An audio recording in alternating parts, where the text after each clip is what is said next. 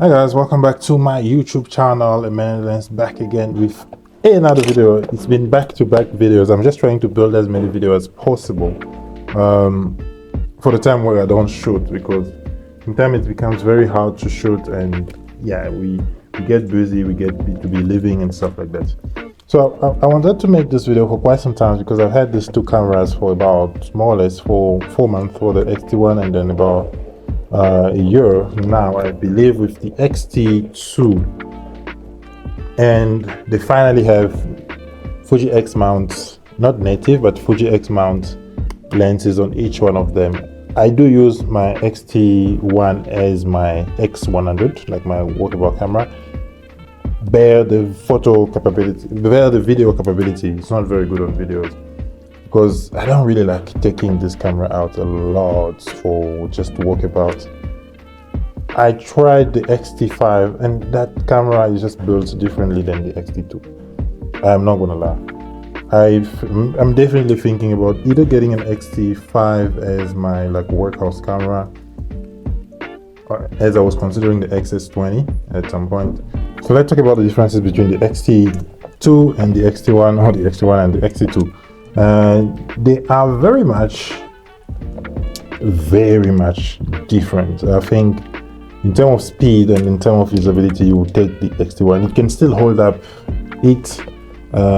itself against, I think, newer cameras that comes out here, beside the video capability, because it only shoots like 8-bit videos, and I'm starting to feel it every time I shoot my videos. But yeah, even in terms of sensor size, they both have like APS-C sensors.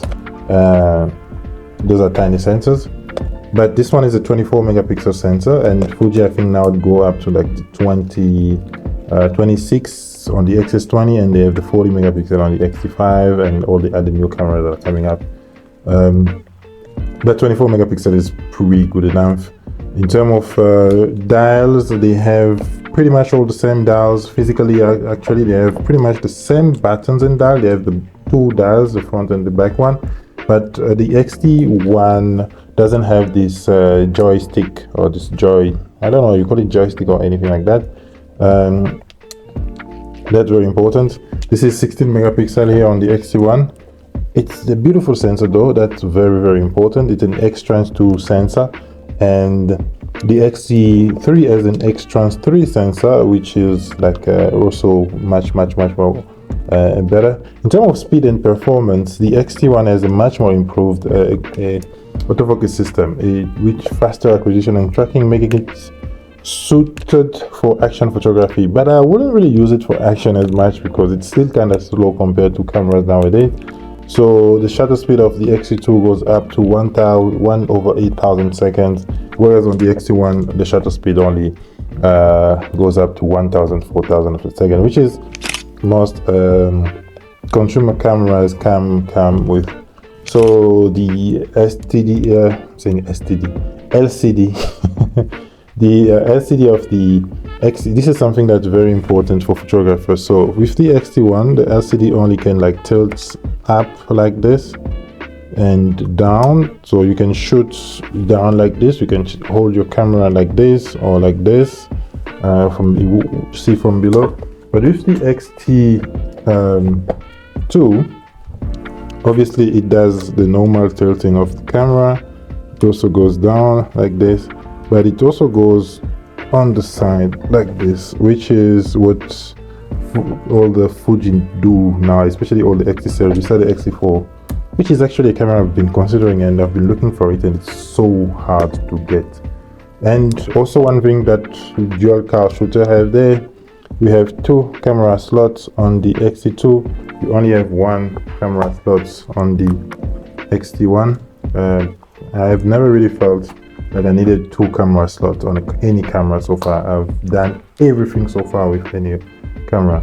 So all in all, I think the XT2 is quite an upgrade, let's be honest, on the XT1.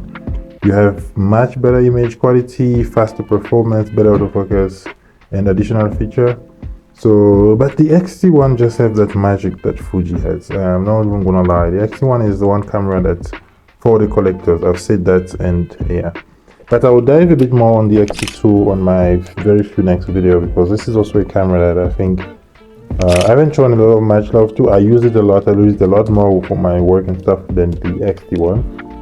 But I think I've put it on the back burners when it comes to like camera to talk about on this channel. My gripe with these cameras, unfortunately, is the battery life. The battery life is horrendous. But I haven't really been complaining a lot. I think this camera on a busy shoot day, it goes, I burn through maybe 2 batteries at most. And I've never been to a point where I really need to like use more than 2 batteries so far on this XT2.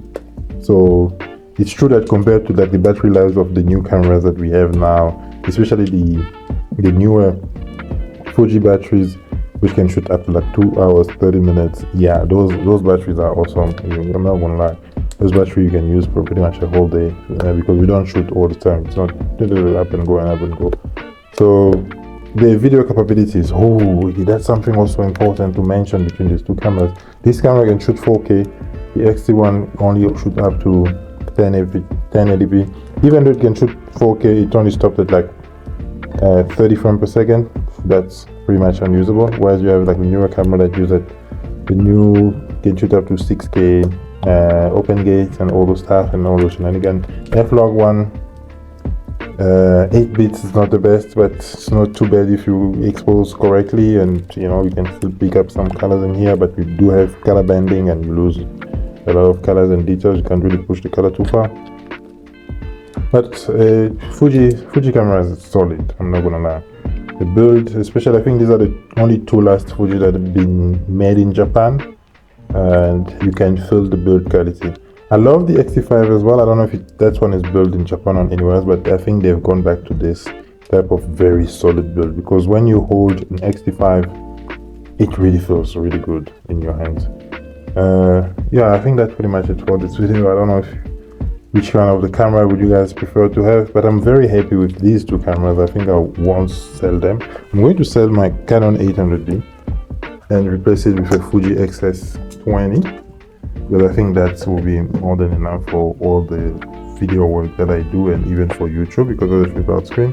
And that is pretty much the only reason why I still have like this 800D, because it helps me a lot with my YouTube videos.